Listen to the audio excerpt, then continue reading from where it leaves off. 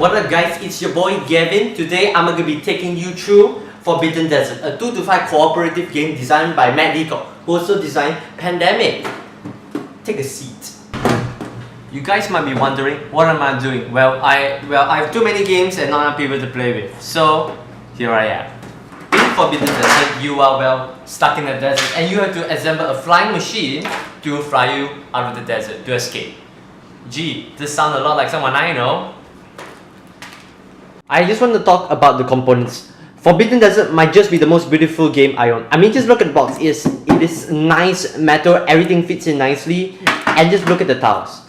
They're fantastic art. It's beautiful. I like this steampunk Dixit style. I don't know. I just love it. And just look at the shape you're supposed to escape in. It's a nice piece of plastic. It's almost as a toy. And then look at the pieces. They all fit in nicely into the thing. Once even metal, man. I mean, at this price point, this is fantastic. You will arrange the desert in a 5x5 grid, with the center empty being the eye of the storm. Each of this is a location with untold mysteries and treasures. You would then arrange sand in a triangular pattern.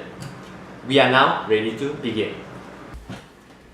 So, how do you actually win? Well, in this Forbidden Desert, you must find the landing pad where the flying machine will be. You would then have to find all of the parts needed to fix the flying machine. So all you have to do is pick up the 4 artifacts, excavate this tile, and then get everyone on the tile. When you have all of the parts, then you guys win. You escape. If you have played Pandemic before, this should sound familiar to you. You and your fam start out at a crash site where each of you take turns. Each turn, you guys have 4 actions. You can move horizontally or vertically.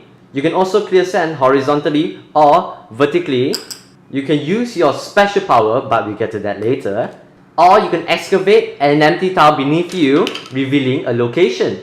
If you review any ancient structure with this equipment symbol, you will get 1 equipment from the equipment deck. And there are many useful things in the equipment deck. Blaster allows you to clear away lots of sand, Jetpack lets you teleport, Time Trotter gives you 2 more actions, and all of these actions are free! Who doesn't like free stuff? You can discover ancient ruins that will give you clues on where the path is. And if you excavate a vertical and a horizontal, boom! A path appears, and you can go collect it for 1 action. I just want to talk about some free actions you can take. One of the free actions is that if you and your buddy is on the same tile, you can pass equipment cards around for free. No action. Just cool so that you can synergize. And another thing you can do is that you can share your water. I mean, not share, but transfer water. Let's say you're low on water and then you just get the water carrier to come along and then he lowers his water down by 1 and you gain your water up by 1. So yeah, these are free actions to keep the squad alive. At the end of each player's turn, you will look at the storm meter. The storm meter will have a number from 2 to 6. That denotes the number you must draw from the storm deck. And the storm deck means bad things are happening. So one of the cards you can draw from the storm deck is the storm picking up, which increases the storm level. And if it ever reaches the skull and crossbones, you all lose. Another thing that can happen is the sun beating down, which means every player must reduce the water level by 1. And if you run out of water, well, you lose.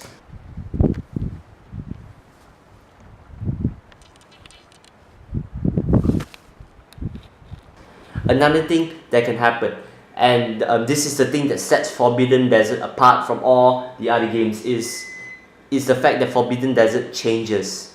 What I mean is that the game actually changes. The board shifts around, shifting sands if you will. So what happens is, from the storm deck, when you review, it will denote a direction and the number of tiles moving. So this means that these 2 tiles move towards the empty eye of the storm, and each tile that moves gets sand added onto them. And if there's 2 or more sand added onto them, as you know, sand is rough, cost irritating, and that's everywhere. It gets blocked, so players can't move across it. And let's see what happens next.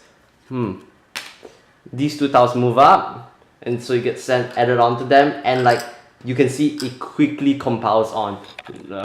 And if you're lucky, sometimes you get a movement that is impossible, so nothing bad happens. Let's get back to excavating. So as you can see here, we have a tunnel denoted by this icon on the bottom right corner. So what do tunnels do? Tunnels, if you're on a tunnel when sun beats down, you don't need to reduce your water because you're protected. And another thing that tunnel does is that you get to teleport from tunnel to tunnel for one action, and there are 3 tunnels, so this could be quite a resource. Another thing you might have noticed, unlike these plain sand tiles, you get oasis tiles, which denote that underneath you might excavate water. And as you know, water is quite important in the desert. So whenever you excavate it, everyone who's on it, when you excavate it, gets to add 2 water. But as you can see, out of the 3 tiles, 1 is dried out. So you might strategize getting your entire squad on a single tile, betting for water, but if you excavate it and it's dried out, tough luck. Let's talk about the character cards. There are 6 characters in the game. Each of the characters let you cover a different niche in your team, and each of these character cards have a water level, which, as you know, is quite important. And each character has a different water level because they have different powers, and I suppose this is for balancing purposes. So one of the characters you can be is the archaeologist. You can dig 2 sands for 1 action. Another character you can be is the water carrier, who can go back to excavated wells or oases to collect more water, and you can pass water to adjacent players. Another character you can be as is the explorer. You get to move diagonally, so that speeds things up. That speeds things up for you. Another character you can be as is the navigator, who can move some other player up to 3 spaces per action, 3 unblocked spaces per action. So this is actually just if you just want to boss people around. And the next is the climber, who can go onto blocked tiles and can actually piggyback someone along for the ride. So that's pretty cool. Next is the meteorologist, who does lots of shenanigans with the storm deck. You can look at the storm deck and rearrange stuff. So like you're spending actions to just mess around with the storm deck. So I guess you're helping out the team. So these really do invigorate life into the game, just like how the character cards in Pandemic do. So these are very cool. So, what I think about Forbidden Desert? Well, as you can probably tell, I really quite enjoy it and I quite like it. Well, first of all, I just really like the components. The components are beautiful, they're solid, and they just overall very nice presentation, especially for the price point. So it's a really nice package, and I just love the metal box. It's a forgotten art in board gaming packaging. I don't know. And another thing about Forbidden Desert is that it's super accessible while still being interesting to experienced players. You can basically play this with anyone. I managed to teach and play with some people who have basically little to no board games to quite a success. So this is very accessible to new players and still very interesting, with a lot of interesting choices for people who have played lots of board games. I also like to talk about how Forbidden Desert is quite possibly my new favorite cooperative game. In my opinion, I like it a bit more than Pandemic because I think I just like the spatial system better than the card system in Pandemic, where you have to trade cards around as your main mechanic. Here, it's really about navigating the spatial aspect of the shifting board. So I really like that. So it's a great cooperative game, and really I just like the team.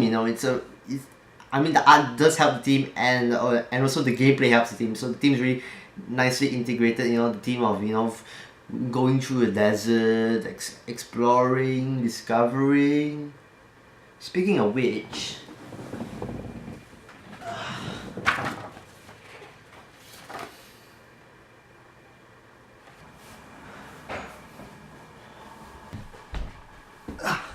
there are, however, a few things I want to mention about Forbidden Desert, not to be confused with Forbidden Dessert. And these are The character cards.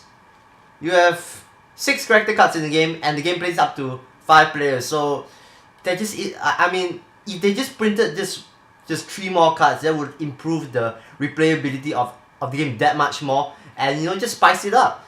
I just didn't know why. I mean, these are just cards. You could just I mean, Game Right could have just printed like 3 more, and that would have like massively changed the game. And these clips on the cards, I can see this wearing on the cards quite fast. I mean, these are really cool, and it's kind of a minor thing, but it does bother me a bit. And next is the the equipment cards. I wish that there were just a bit more variety, or like different sets that you could change in or out to, you know, sort of change the game a bit, but then otherwise, I mean, it's pretty minor. And one last thing is that something that might bother some players is that there is a certain amount of luck involved in the game, because everything is face down. The game is quite reactive. You are reactive to what tiles you uncover. So if there are any players who are like really bothered about not being able to fully control or having perfect information of the game, this might bother them a bit, but it does not bother me. Yeah, there's one last thing I forgot to mention, is that another big pro about the game is that you can play it all alone. You can play it solo.